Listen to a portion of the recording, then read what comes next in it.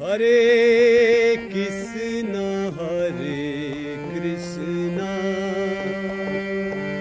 कृष्णा कृष्णा हरे हरे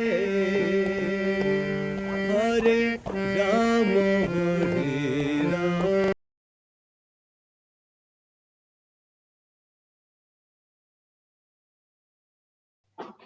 जय राधा माधवा कुंज बिहारी जय राधा माधवा कुंज बिहारी जय गोपी जन बल्लभा जय गिरिवराधारी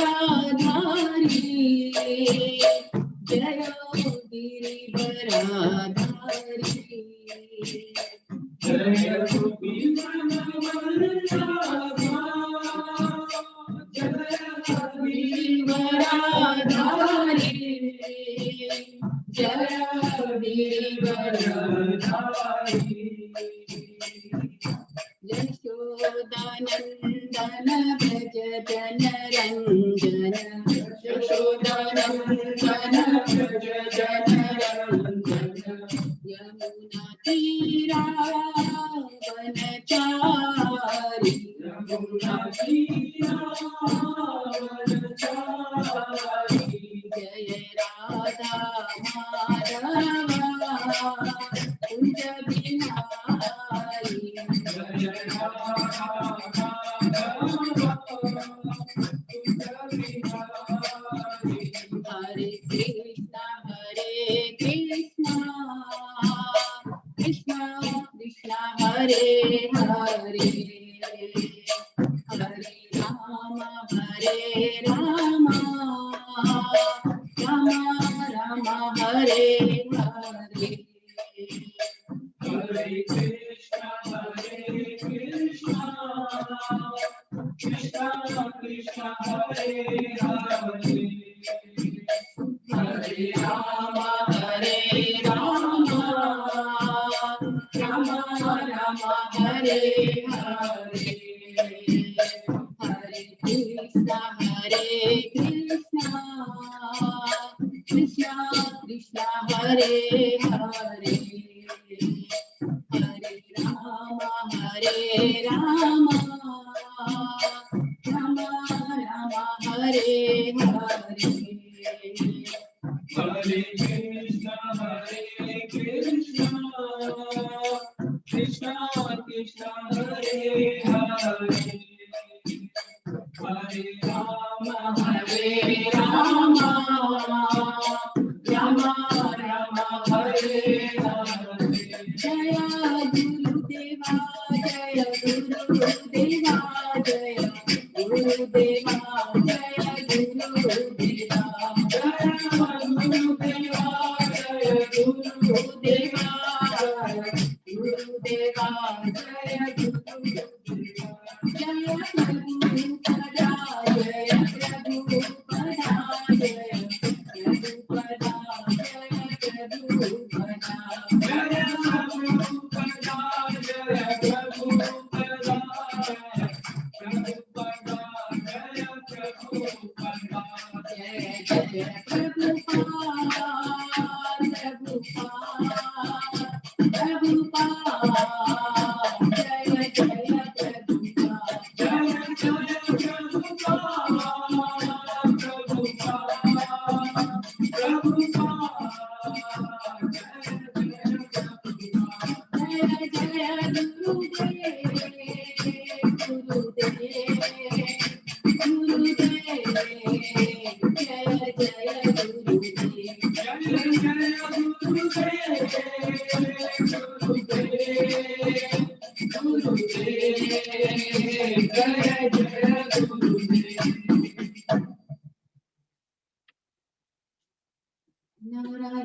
नारायणं नमस्कृत्यं नरं चैव नरोत्तमं देवीं सरस्वतीं व्यासं ततो जयमुदीरयेत् नष्टप्रायेषु भद्रेषु नित्यं भागवत सेवया भगवती उत्तमा श्लोके भक्तिर्भवति नैष्टिकी मूकं करोति वाचालं पङ्गुं लङ्घायते गिरिं यत्कृपातम् अहं वन्दे श्रीगुरुदीनतारिणम् गुरुवे गौरचन्द्राय राधिकाय तदालये कृष्णाय कृष्णभक्ताय तद्भक्ताय नमो नमः। ॐ नमो भगवते वासुदेवाय। ॐ नमो भगवते वासुदेवाय। ॐ नमो भगवते वासुदेवाय।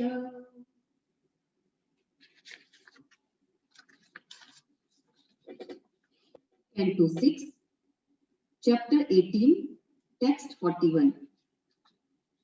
शरद पद्मोत्सवं वक्त्रं वचश्च क्षणवामृतं हृदयं क्षुरधाराभं स्त्रीणां को वेद चेष्टितं।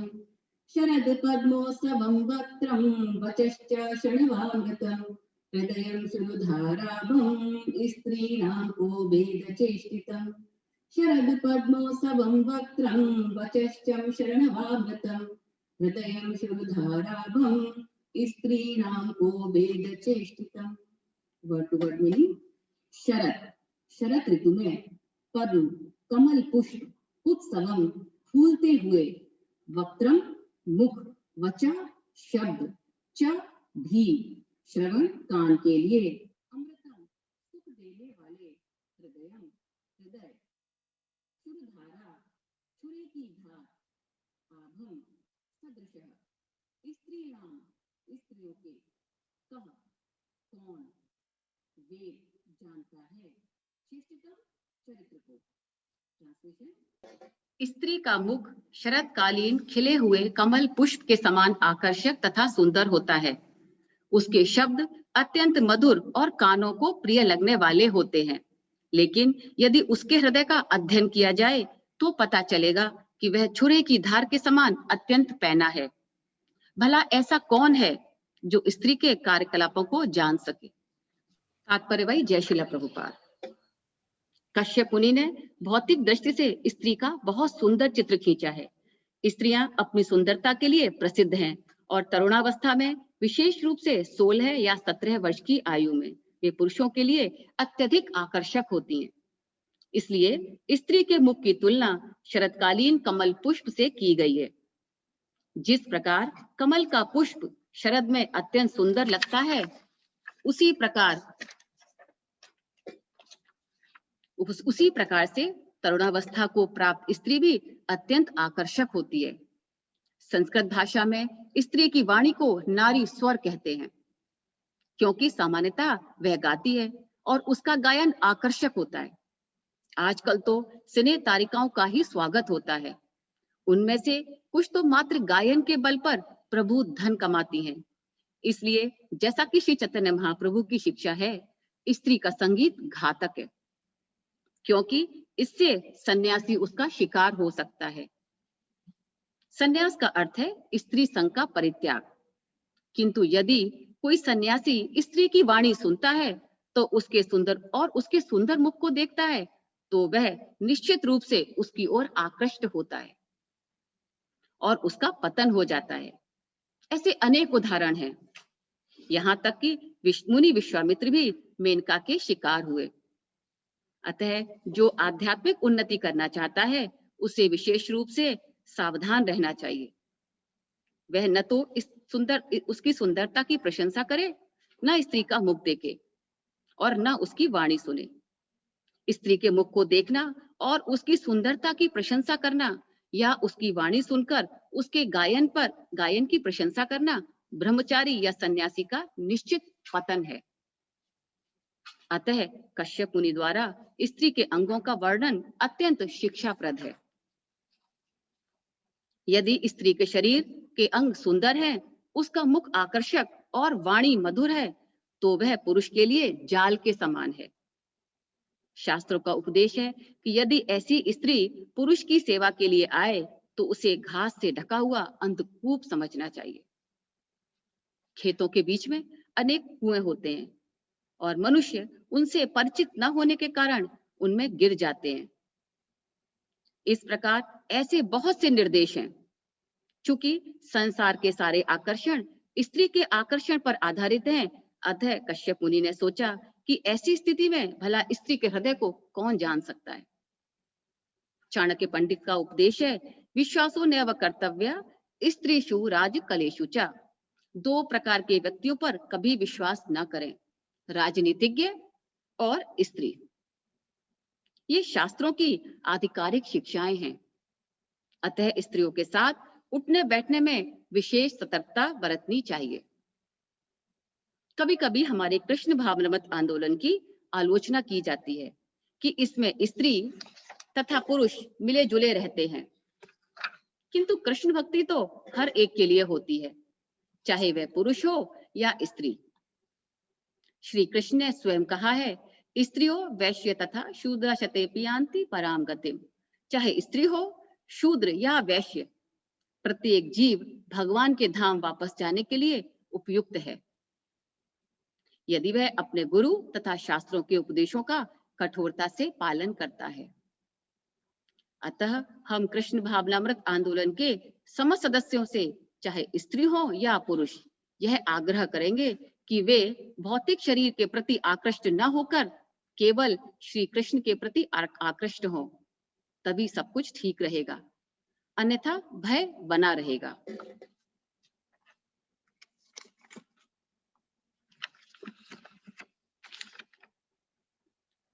ओम अज्ञानं तिमिरान्धस्य ज्ञानञ्जनशलाकया चक्षुरुन्मीलितं येन तस्मै श्रीगुरुवे नमः। श्रीचैतन्यमनोभीष्टं स्थापितं येन भूतले स्वयं रूपं कदा मह्यं ददाति स्वपदान्तिकम्।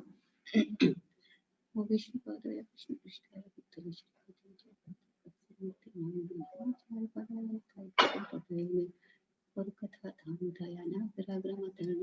विष्णुपादाय कृष्णपृष्ठाय भूतले श्रीमते भक्तिवेदांता स्वामीति नामिने नमस्ते सरस्वती देवे गौरवाणी प्रचारिणे निर्विशेषा शून्यवादी पाश्चात्य देशतारिणे।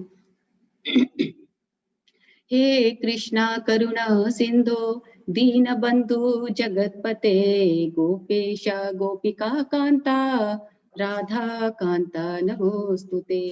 तप्त कांचन गौरांगी श्री राधे वृंदावनेश्वरी वृषभानुसुते देवी प्रणमामि हरिप्रिये।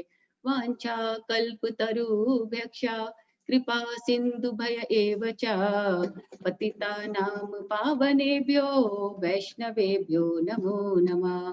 जय श्री कृष्ण चैतन्य प्रभु नित्यानंद श्री अद्वैत गदाधर श्रीवासादि गौर भक्त वृंदा।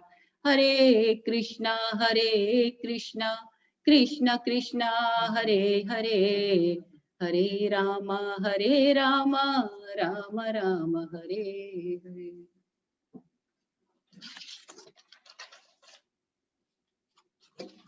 हरे Krishna.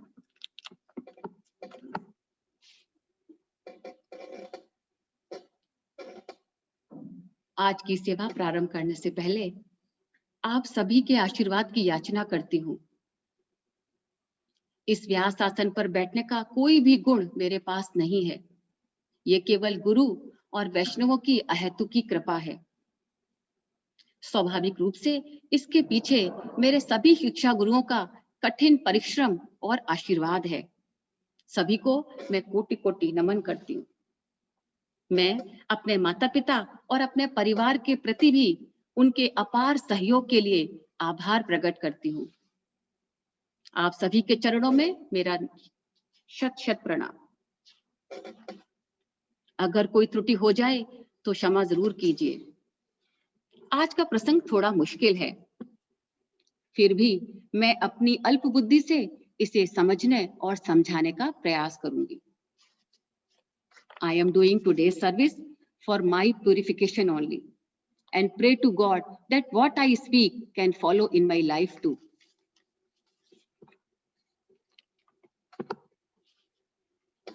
Before taking up this great service to speak on this difficult topic, and since it is also very relevant to all Matajis, I would like to take special blessings and favor of all Matajis present here.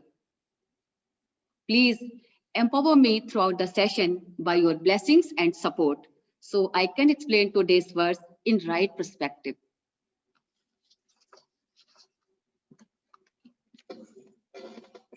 So, we all have assembled here for Srimad Bhagavatam class. What is the purpose of attending or speaking Srimad Bhagavatam when we already know the content? When we already have read and listened many times before? Among various purposes, one is definitely reinforcement. That means we are not necessarily speaking or hearing for something new, but definitely we are looking to understand how to better focus on that which we already know. Shrimad Bhagavatam का पठन, पाठन, श्रवण हम बार बार करते हैं ताकि हम अपनी चेतना पर डीप इंप्रेशंस बना सकें। उसमें दिए गए निर्देशों, उपदेशों और इंस्ट्रक्शंस को अपने जीवन में उतार सकें। जितनी बार हम ध्रुव महाराज, प्रहलाद महाराज के निर्देशों को पढ़ेंगे, कुंती महारानी, भीष्म पितामह, देवताओं के द्वारा की गई प्रार्थनाओं को सुनेंगे, उतना ही हमारी भगवान में श्रद्धा बढ़ेगी और हम उन निर्देशों को अपने व्यवहार में, अपने जीवन में उतार पाएंगे। When we hit something in the same place for a long time, it will create a dent, even if it is a stone. Similarly, we have a stone-like consciousness, and by reading and listening again and again the same instruction, we also get dent, or we can say we get deep impression in our consciousness. Bhagavatam की glories unlimited हैं, अपार महिमा है इसकी।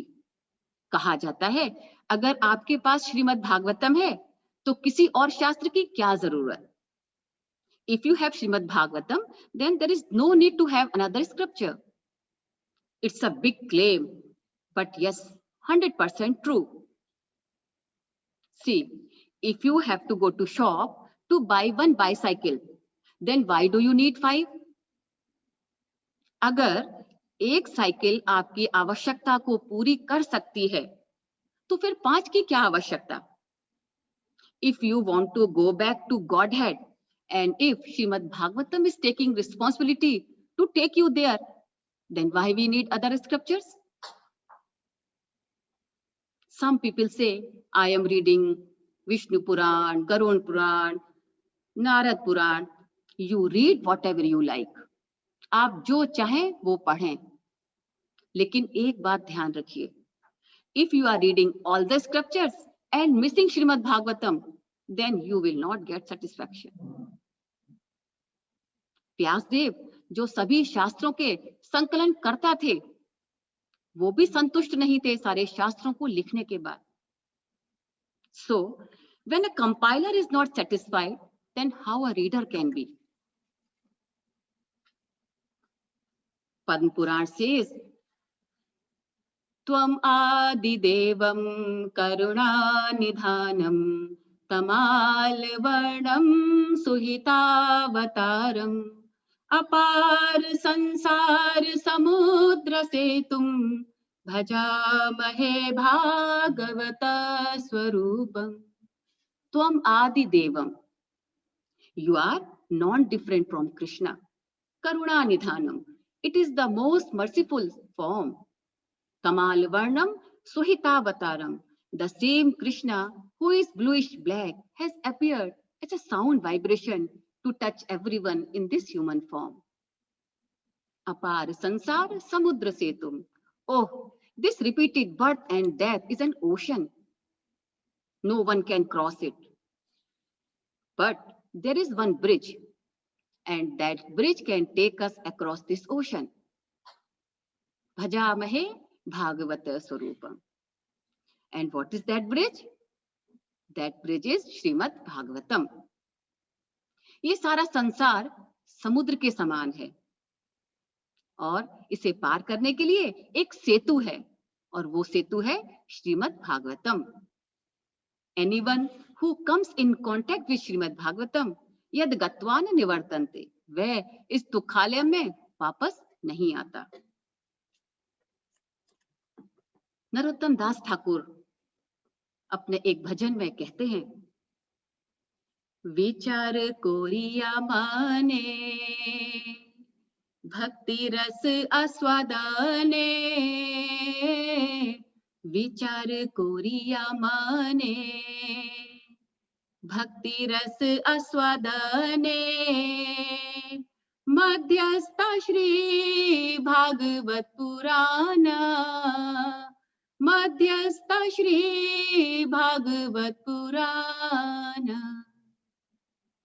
नरोत्तम दास ठाकुर कहते हैं कि सभी शास्त्रों का अध्ययन करने के बाद, सभी पर विचार करने के बाद जो एक कंक्लूजन निकला है वो क्या है कि यदि आप भक्ति के रस का आस्वादन करना चाहते हैं, if you want to taste the nectar of bhakti, then Srimad Bhagavatam is enough. तो आपको श्रीमद् भागवतम के अलावा किसी ग्रंथ की कोई जरूरत नहीं। अभी प्रश्न उठता है कि कितनी बार पढ़ा जाए, how much to hear Shrimad Bhagavatam. तो भगवान के जो भक्त होते हैं ना, वो भगवान की अमृत रूपी कथाओं को अपने कर्ण रूपी पात्रों से भर भर कर पीते हैं। उनकी बस एक ही इच्छा होती है कि हर समय भागवतम का पाठ किया जाए। जैसे एक शराबी एक ड्रंकर्ड को ड्रिंक करने की लत लग जाती है, फिर उसको आप मारो पीटो, वो कहेगा कि now I will not drink, but if after some time you will find him again drinking. भक्तों की दशा भी ऐसी ही होनी चाहिए। ऐसा नशा चढ़ जाना चाहिए भागवतम का कि इसके अलावा कुछ और अच्छा ही ना लगे। पिबत भागवत रस आलयम, श्रीमद् भागवतम रस का आलय है। It is a place where we get nectarian juice. One more meaning of alay is there, that is till liberation or even in the liberated stage. So continue drinking this nectarian juice till you get liberation or even after the liberation. जीवन पर्यंत इस भागवत रूपी अमृत का पान करना है। So coming to today's verse, I am reading the translation. A woman's face is as attractive and beautiful as a blossoming lotus flower during autumn. Her words are very sweet and they give pleasure to the ear. But if we study woman's heart, we can understand it to be extremely sharp like the blade of razor. In these circumstances, who could understand the dealings of a woman? Very heavy statement given by Kashyap Muni.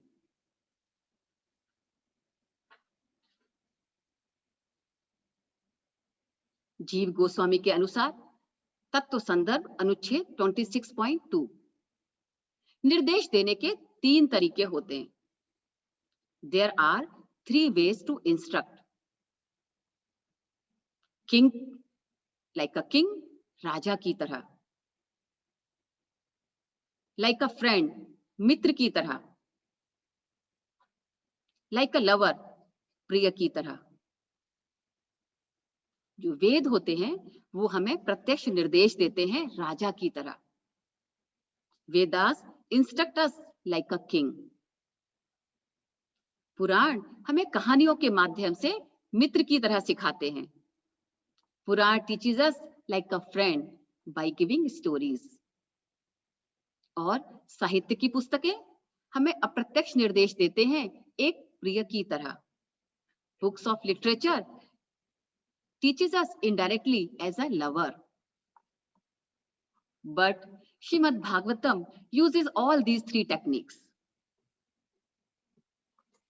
तो आज हम जानेंगे कि कश्यप मुनि के द्वारा बोला गया यह स्टेटमेंट किस कैटेगरी में आता है। So let's start today's journey. Please bear with me. I will try to justify this statement given by Kashyap Muni by giving strong positive points in favor of all women. Criticism of Diti by Kashyap Muni.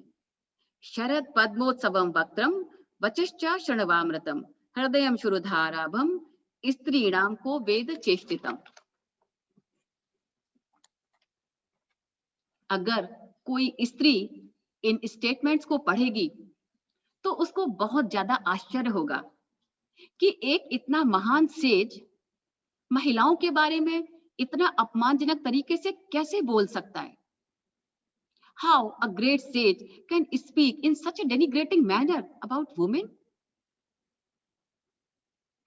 और श्रीमद् भागवतम जो कि वैष्णवों को बहुत प्रिय है, and it is accepted as a spotless literature, how it can have a biased views towards half of the humanity?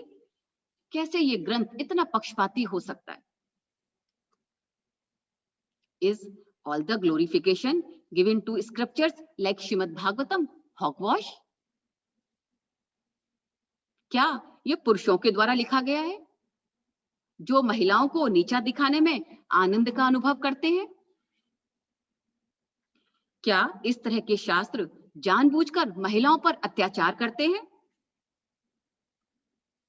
Do such scriptures intentionally oppress women and rob them of equal status they duly deserve? क्या ये सारे आरोप सही हैं? Are these charges true? Or is there some other mystery behind these statements that is not evident from a cursory reading? या इन बयानों के पीछे कुछ और तथ्य है जो कि ऊपरी तौर पर पढ़ने से समझ में नहीं आता. इस तरह के कई स्टेटमेंट्स हमारे शास्त्रों में पाए जाते हैं और हमारे जो मॉडर्न स्कॉलर्स, वैज्ञानिक, नारी आंदोलनकर्ता, प्रोग्रेसिव फेमिनिस्ट इनके लिए चर्चा का विषय बन गए. Indeed, these topics became a subject of discussion and they get chance to criticize not only our scriptures but Vedic culture as a whole. जरा आप सोचिए, आपका क्या रिएक्शन हुआ आज के इस वर्ष को सुनकर?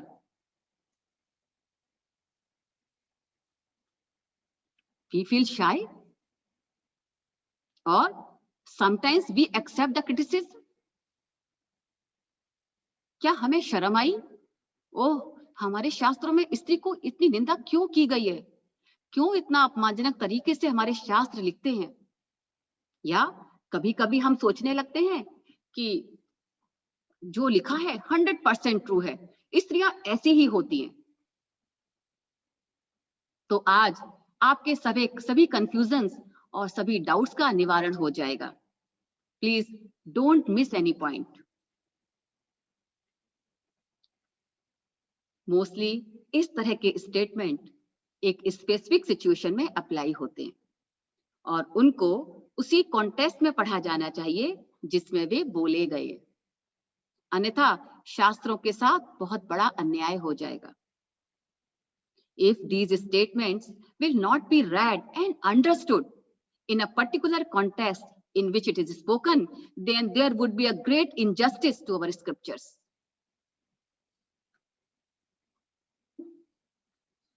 सच तो यह है कि शास्त्रों का उद्देश्य स्त्री को डिग्रेड करना या क्रिटिसाइज करना नहीं है और ना ही स्पीकर के मन में कोई द्वेष है स्त्रियों से.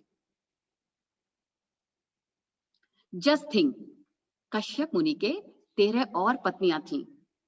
अगर वो स्त्रियों से इतना ही घृणा करते तो वो अन्य 13 पत्नियों के साथ क्यों रहते?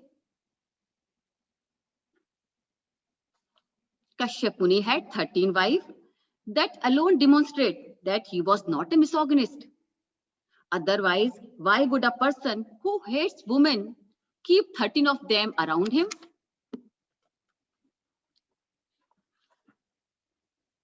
Diti's desire for revenge. Let's consider the context of Kashyap Muni's statement quoted at the outset. हम थोड़ा सा कहानी जानने का प्रयास करते हैं. कश्यप मुनि की पत्नी दिति ने जुड़वा बच्चों को जन्म दिया, हिरण्याक्ष और हिरण्यकश्यपु। एक अशुभ समय में दिति ने गर्भ धारण किया। जन्म लेते ही अपशगुन होने लगे, अशुभ लक्षण, अशुभ घटनाएं घटने लगी। इन दोनों भाइयों ने पूरी दुनिया को आतंकित कर दिया, देवताओं को उनके पदों से हटा दिया। These two brothers terrorized the whole world and disturbed its management. देवताओं के प्रार्थना करने पर भगवान ने 12 रूप लेकर हिरण्याक्ष को और नरसिंह देव अवतार लेकर हिरण्यकश्यपु के आतंक का समापन किया। When both Hiranyakashipu and Hiranyaksha were killed, then Diti became very upset, very angry. And then she decided to take revenge. And for that, she made a plan. और वो क्या प्लान था? अपने पति कश्यप मुनि को प्रसन्न करना, ताकि उनसे एक ऐसा वरदान प्राप्त किया जाए, एक ऐसा पुत्र प्राप्त किया जाए जो इंद्र को मारने वाला हो। And with this intention, she began serving her husband and doing every action to please him. With much care, attention and devotion, she took care of Kashyap Muni.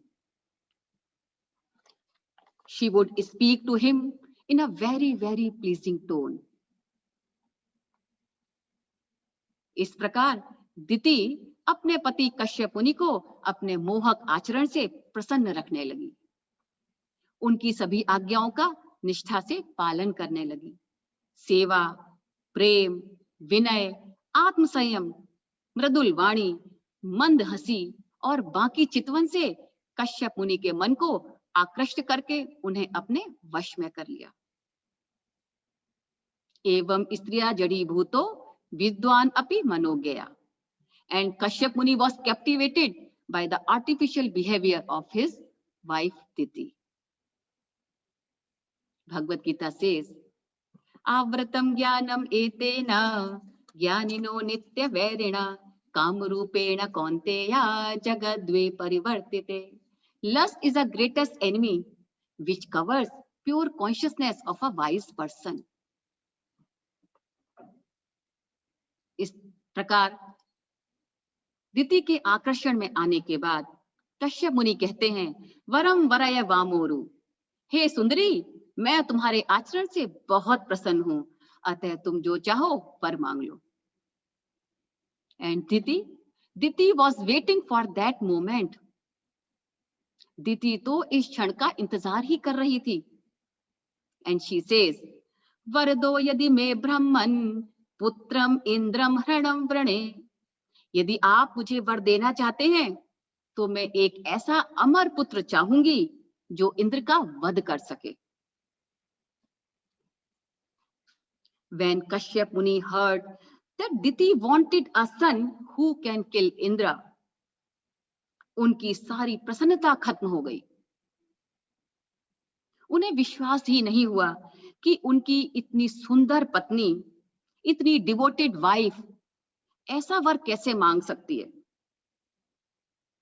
And these words from his wife were like a dagger in his heart. सुंदर रूप, मीठी वाणी के अंदर इतना कठोर हृदय। He almost collapsed in complete confusion and didn't know how to respond. क्या प्रतिक्रिया करें, उन्हें कुछ समझ नहीं आया।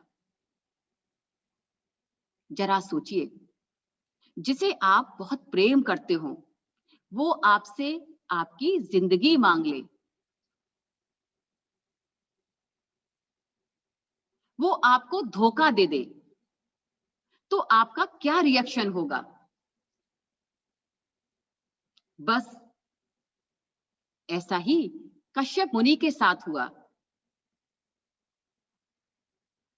इंद्र उनके प्रिय पुत्र थे। अब एक पिता इस तरह का प्रॉमिस, इस तरह का वरदान कैसे दे सकता है जो उसके दूसरे प्रिय पुत्र को मारने वाला हो। Now, this is the whole context in which he spoke today's verse. ये संदर्भ था जिसमें कश्यप मुनि ने ये वर्ष बोला। अब आप ही डिसाइड कीजिए, क्या उन्होंने कुछ गलत स्टेटमेंट दिया? So you all seems agree. Now see the other aspect of the story, जिस पर न तो आपने और न ही किसी आलोचक ने विचार किया होगा। Before criticizing his wife, he criticized himself being attached to the pleasure he enjoyed and falling prey to her trap. यद अहम तु अजितेंद्रिय। कश्यप मुनि कहते हैं, मैं ही अपनी इंद्रियों को वश में न कर सका, ये मेरा ही दोष है, मैं अत्यंत नीच हूं। पतिष्ये नरके ध्रुवम, मैं अवश्य ही नरक में गिरूंगा। इस तरह से कश्यप मुनि पश्चाताप करने लगे। श्रीमद् भागवतम 12th कैंटो में बताया गया है कि कलयुग में पति पत्नी का संबंध विषय वासना पर आधारित होगा, दाम्पत्य अभिरुचि हेतु। If husband and wife are not Krishna conscious, then household life is just like a dark well.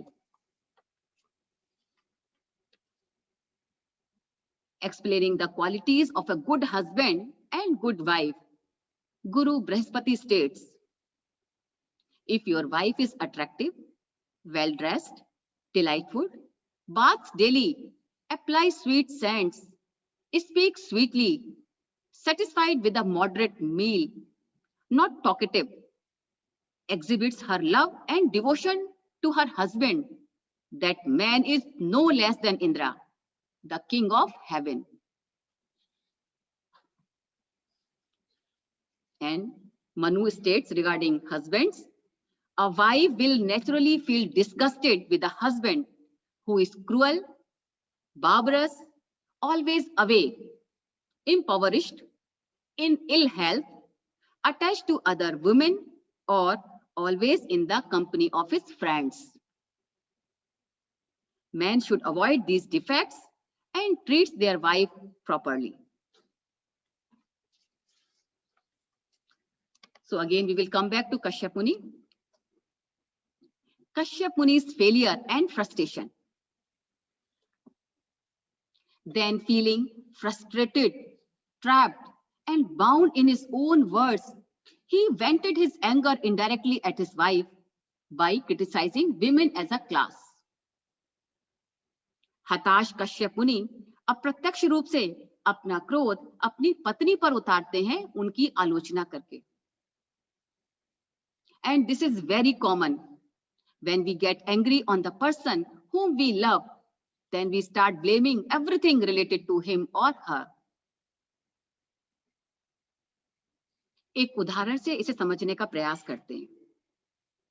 एक लड़की जब विवाह के बाद अपने इन-लॉज के घर आती है, अपनी ससुराल आती है, तो वहां अगर वो थोड़ी सी भी मिस्टेक कर दे, थोड़ी सी भी गलती कर दे, ड्रेसअप होने में, बोलचाल में या किसी काम को करने में, तो पहला सेंटेंस जो उसे सुनने को मिलता है, माँ बाप ने कुछ सिखाया ही नहीं, कोई संस्कार ही नहीं दिए, न जाने किस कॉलेज से पढ़कर आई है, इसके सारे मित्र ऐसे ही होंगे.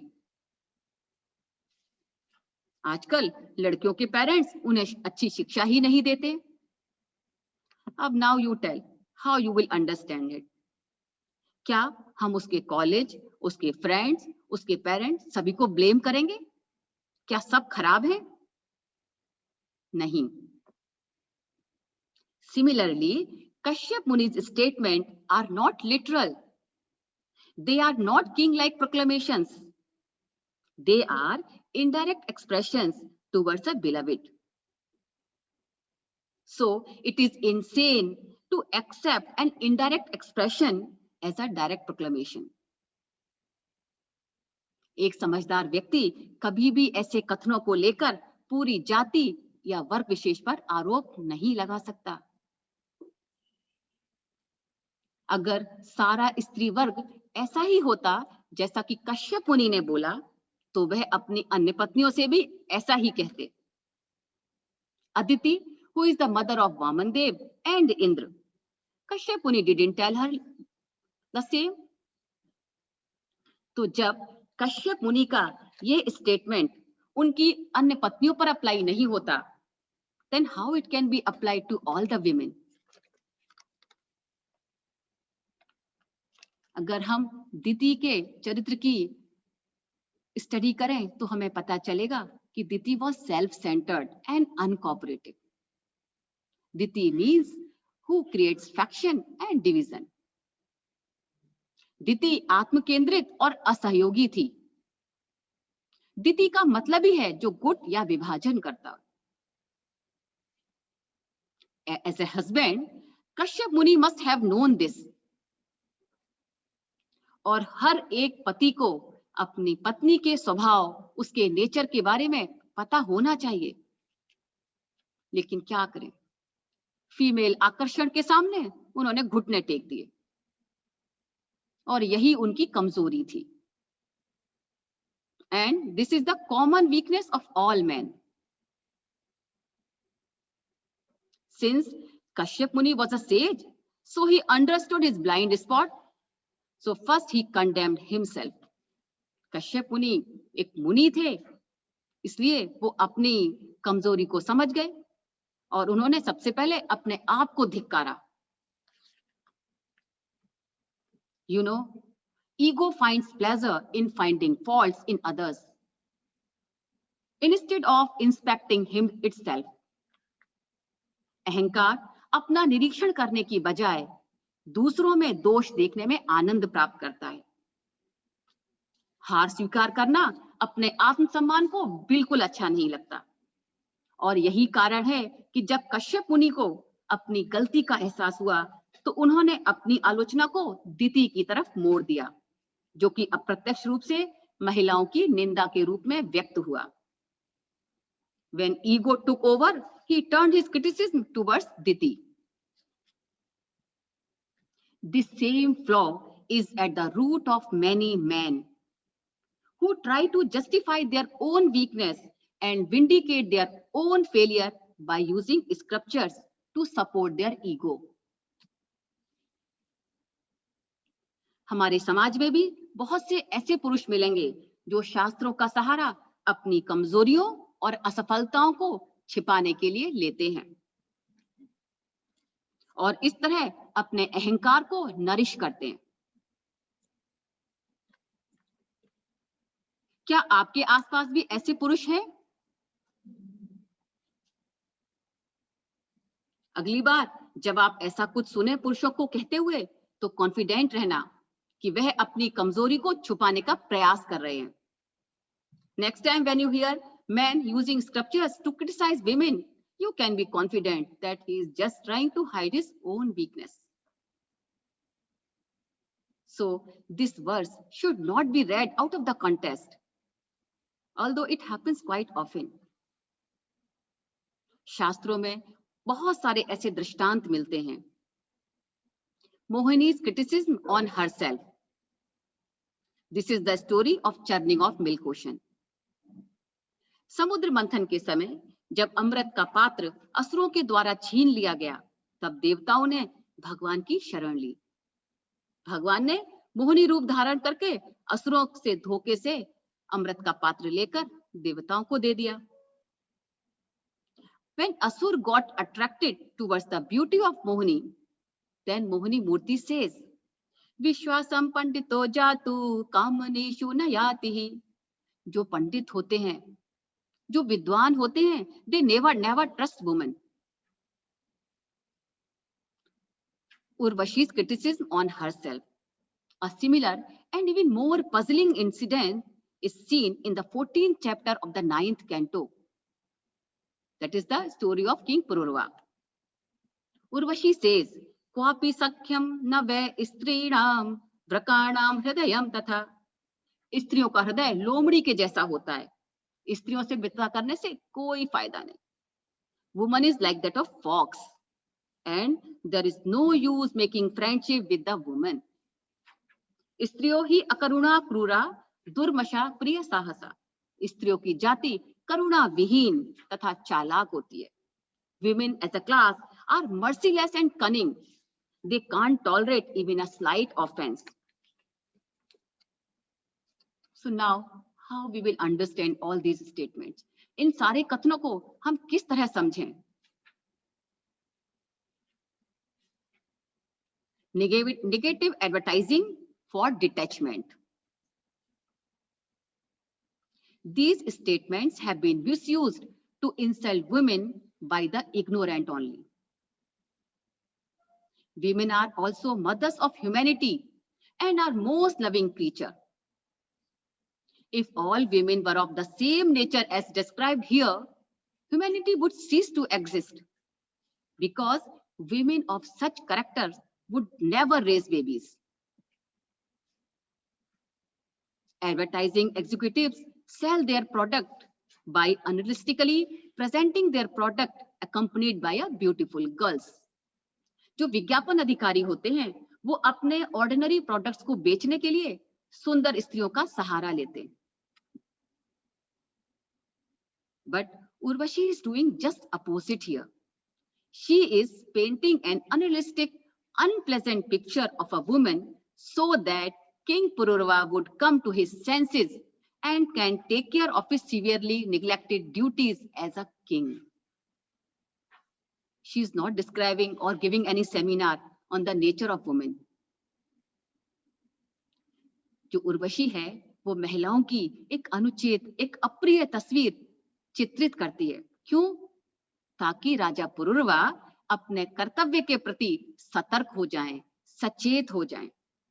वो कोई व्याख्या नहीं दे रही है स्त्रियों की स्वभाव के बारे में. And again, she is using the same principle that beloved instruct indirectly. Men in general have a keen weakness to be easily attracted to the female body. And this is the basic principle behind most advertisements.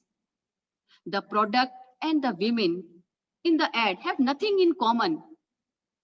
But once the woman catches man's eye, his rationality drops.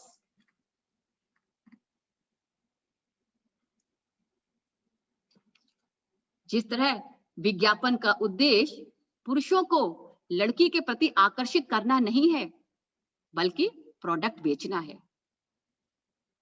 उसी तरह शास्त्रों का उद्देश्य महिलाओं को बदनाम करना नहीं, बल्कि पुरुषों में एक डिटैचमेंट लाना है, ताकि वे अपने आध्यात्मिक जीवन के बारे में गंभीर हो सकें. Just as the object of advertisement is not to make men attracted towards the girls, but to sell product.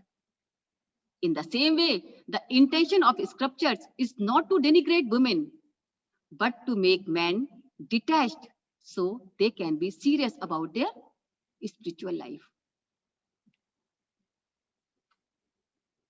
Ultimate contest in the praise of femininity.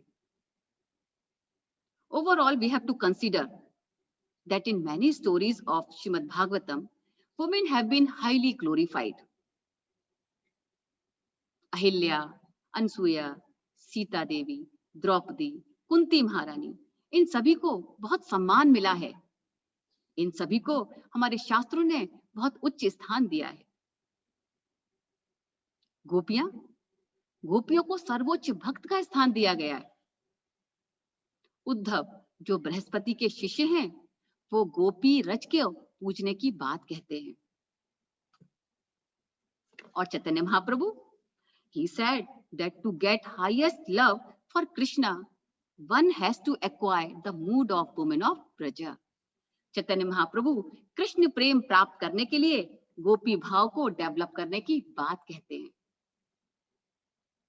But on the other hand, he was very strict in his dealing with the women. जो व्यक्ति आध्यात्मिक जीवन में प्रगति करना चाहता है, उसे स्त्री सौंदर्य से आकर्षित नहीं होना चाहिए, विशेष रूप से सन्यासी और ब्रह्मचारी को। Prabhupada ji is giving example of Vishwamitra. When Menka came to deviate him, she was not getting any access because his eyes were closed. So it was not possible for her to deviate him from her beauty. Then she saw his ears open and she got the access point. और फिर मेनका ने अपने नूपुर की मधुर ध्वनि से उनके हृदय में प्रवेश किया। और क्या हुआ? विश्वामित्र की हजारों हजार साल की तपस्या सब खत्म हो गई। प्रभुपाद जी भी यहाँ यही एक्सप्लेन कर रहे हैं कि स्त्री का मधुर शब्द, उसके द्वारा गाया हुआ गीत सुनने का रिजल्ट घातक है, डेंजरस है।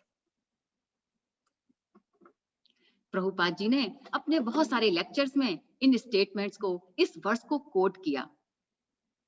Once Yamuna Devi Mataji, who was Prabhupada's disciple, she was sitting in his lecture when Prabhupada was quoting this strong statement about the woman. He asked, Yamuna Devi, what do you think? And Yamuna Devi replied, Prabhupada, you are right. Never trust women and politicians. Then Prabhupada became very serious. He told, but you are not a woman, you are a Vaishnavi. Every day, श्रृंगार दर्शन के समय हम क्या सुनते हैं?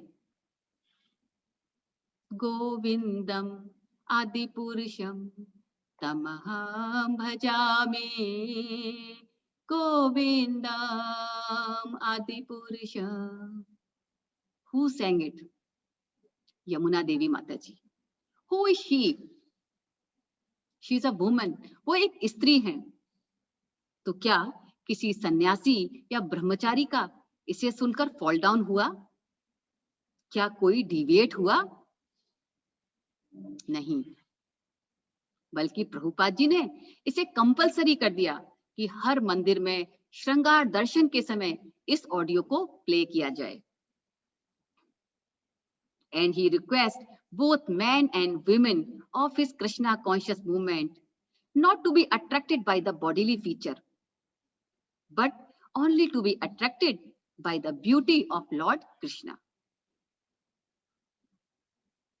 That is the only solution for all problems.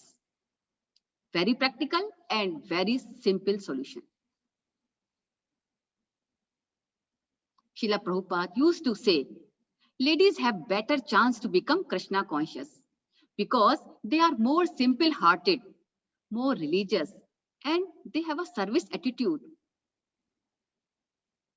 एक बार कुछ ब्रह्मचारी और सन्यासी प्रभुपाद जी के पास गए and प्रभुपाद जी से बोले, Prabhupada, we have so many attractive women in our society.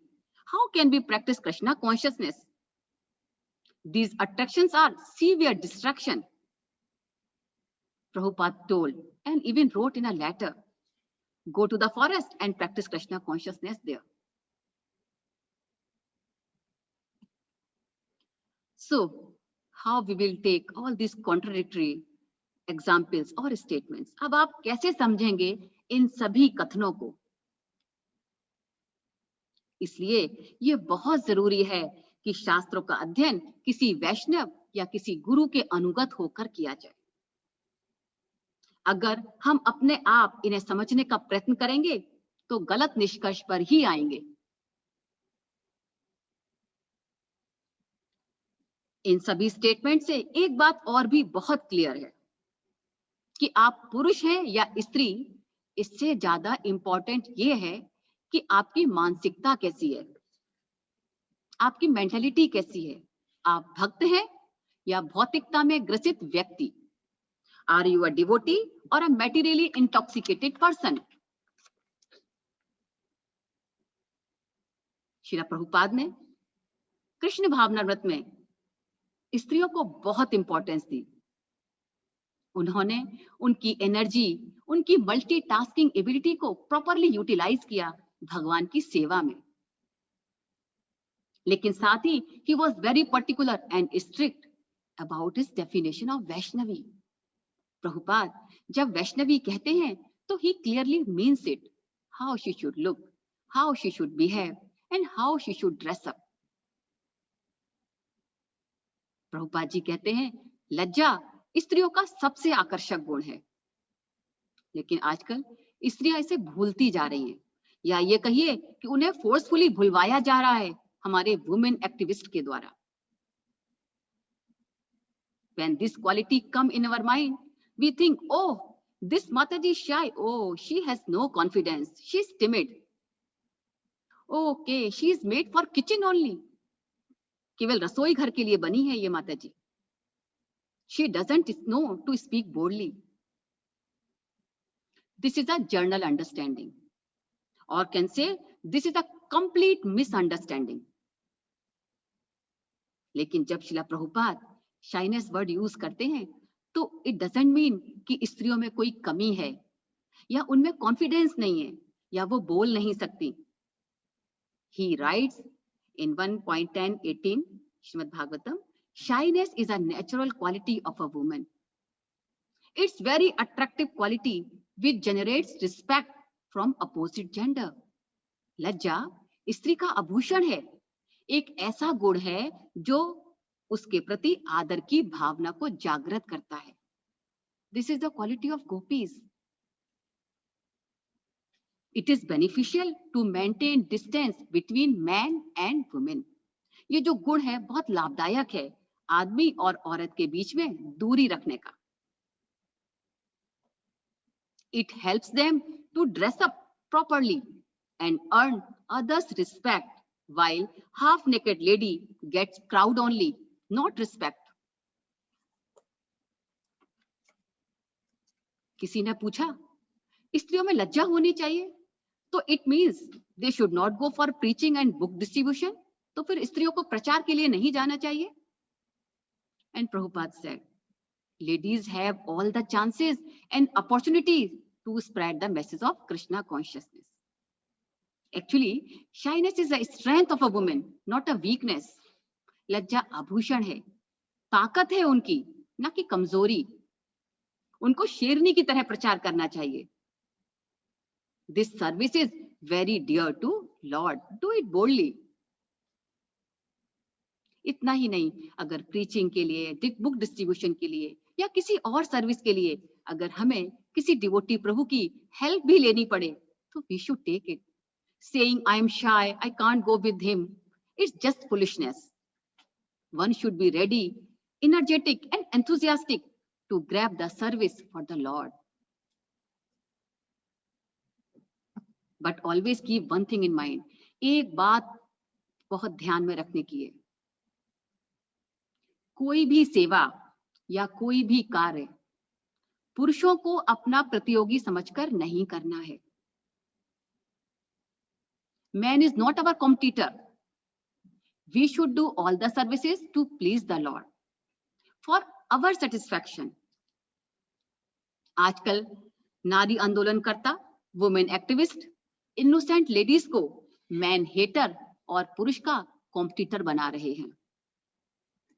Equal rights के नाम पर उनका एक्सप्लॉइटेशन किया जा रहा है. We should be away from all these false notions. Each woman should know their feminine energy. हमें स्त्री शक्ति के बारे में पूर्ण ज्ञान होना चाहिए. If we don't realize our femininity, then we will be easily exploited, sidelined, and dominated. To realize and retain our natural qualities given by God is actually women empowerment. जो एक्स्ट्रा गुण, जो एक्स्ट्रा ताकत भगवान ने हमें दी है, उसे पहचानना, उसको बरकरार रखना और सही दिशा में उसका यूज करना, यही सही तरह में, सही मायने में एम्पावरमेंट है. हमें कहीं एक्सटर्नल सोर्स से पावर की जरूरत नहीं है, वो हमारे पास ऑलरेडी है.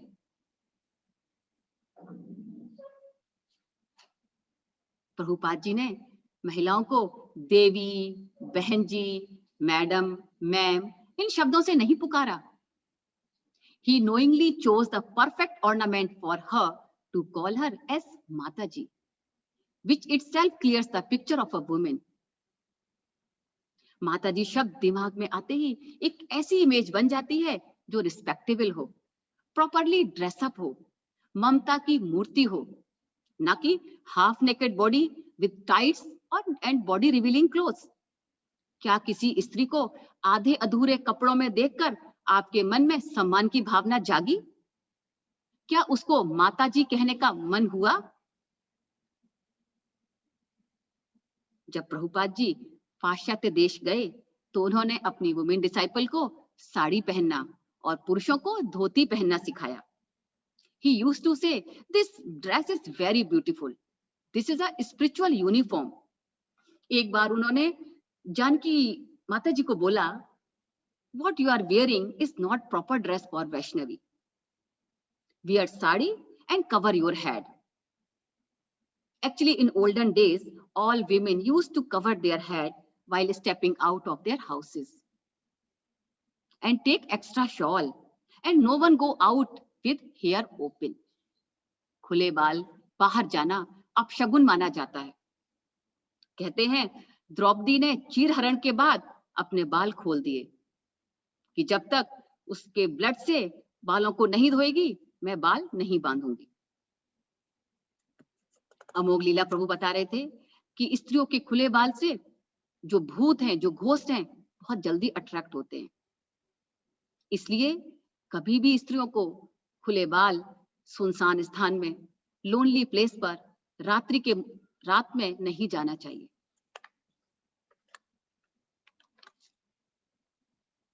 So Prabhupada wanted the women in his movement to cover their body in a chaste way, and his instruction was that breast should be covered twice, which is a missing part nowadays even in the devotee community. So what choices we make in our life will decide our future, and that will empower us. And it's the duty of each mother to train their daughters to wear decent clothes, to maintain their extra natural qualities given by God. Empowerment means women coming together to empower each other and make each one realize our immense strength, that we are a spiritual being. Then what is the point behind covering the head while worshipping the Lord? भगवान की प्रार्थना पूजा करते समय सिर ढकने के पीछे क्या कारण है? हम देखते हैं सभी धर्मों में, चाहे क्रिश्चियन हो, मुस्लिम हो या सनातन धर्म, आप मंदिर जाएं, मस्जिद जाएं, चर्च जाएं या गुरुद्वारे जाएं, सभी जगह आप स्त्रियों को सिर ढका हुआ पाएंगे। Bible says, every woman who has her head uncovered while praying disgrace her, shows dishonor to Lord. If a woman does not cover her head, let her also have her hair cut off or her head shaved. Bible clearly, strongly बताती है कि प्रार्थना करते समय यदि स्त्री सिर नहीं ढकती तो भगवान का अपमान होता है। हमारे धर्म में भी it is a gesture of giving respect. जैसे हम अपने एल्डर्स को बड़े बुजुर्गों के सामने, गुरु के सामने, साधु सन्यासियों के सामने सिर ढकते हैं, उसी प्रकार जब हम भगवान के सामने आते हैं तो हमें सिर ढकना चाहिए, because he is the most worthy of respect. हमारे संप्रदाय में ऐसा है कि हम प्रेम पूर्वक राधा कृष्ण की सेवा करते हैं, तो हम सोच सकते हैं कि फिर इस फॉर्मेलिटीज की क्या जरूरत, लेकिन हम उस प्रेम के स्तर पर नहीं हैं। इसलिए प्रभुपाद जी ने हमें बताया कि उनकी सेवा ऐसे करनी चाहिए जैसे लक्ष्मी विष्णु की, विद ऑ एंड रेवरेंस, पूरे आदर और सम्मान के साथ। That is one of the main reason for covering the head while worshipping. Even Radha Rani is never seen without head covering. Radha Rani का सिर हमेशा ढका रहता है. जब हम डेटी ड्रेसिंग करते हैं, हम राधा रानी का सिर ढकते हैं, सुभद्रा मैया का सिर ढकते हैं. तो जब हम उनका सिर ढक सकते हैं, तो क्या हम उनसे भी बड़े हो गए? Other general reason for covering the head is not to display the beauty of their hair publicly. स्त्रियों के बाल अपनी ओर आकर्षित करते हैं. It is a point of attraction. इसलिए आजकल यंग लड़कियां अपने बाल खुले रखती हैं. Because they wanted to show their beauty. They want to attract others. लेकिन जो भक्त माताएं और भक्त बच्चियां हैं, वो ये नहीं चाहती कि लोग उनकी खूबसूरती के प्रति अट्रैक्ट हों. और चूंकि दूसरे पुरुष भी डिवोशनल लाइफ प्रैक्टिस कर रहे हैं, तो उनका आदर सम्मान करने के लिए भी हम सिर ढकते हैं, ताकि उनकी सेवा में किसी तरह की बाधा ना आए. हो सकता है हमारे फैमिली ट्रेडिशन में, हमारे कस्टम में सिर ढकने का सिस्टम ना हो. उनके लिए हम बस यही कह सकते हैं कि प्रभुपाद जी वेस्ट में गए और वेस्टर्न लेडीज को साड़ी पहनना, सिर ढकना सिखा दिया, धोती पहनना सिखा दिया. उनकी कल्चर में भी ऐसा कुछ नहीं था, लेकिन आज वो सब कर रही हैं. तो जब वो सब अपने ट्रेडिशन, अपनी कल्चर से बाहर निकलकर कर सकते हैं, तो हम अपने ट्रेडिशन से क्यों नहीं निकल सकते? हम प्रभुपाद की प्रसन्नता के लिए ये क्यों नहीं कर सकते? Now I will summarize the class in 3 points. Kashyap Muni's statement should not be taken as direct proclamations to the class of women. वो एक विशेष परिस्थिति में दिया गया बयान है और अपनी पत्नी को उंगली उठाने से पहले उन्होंने अपने आप को अपनी कमजोरी के लिए धिक्कारा. Second point, if anyone take any quote from the scriptures without knowing the context and start arguing and criticizing, it should be strictly checked. Especially, feminists shouldn't use it for their sense gratification to make women fool or to take advantage of their innocency and prepare them to fight against men and demand equality. Third point, Srila Prabhupada took a strong favor of women, saying Krishna conscious women is just different. So, we are not just women, we all are Vaishnavis.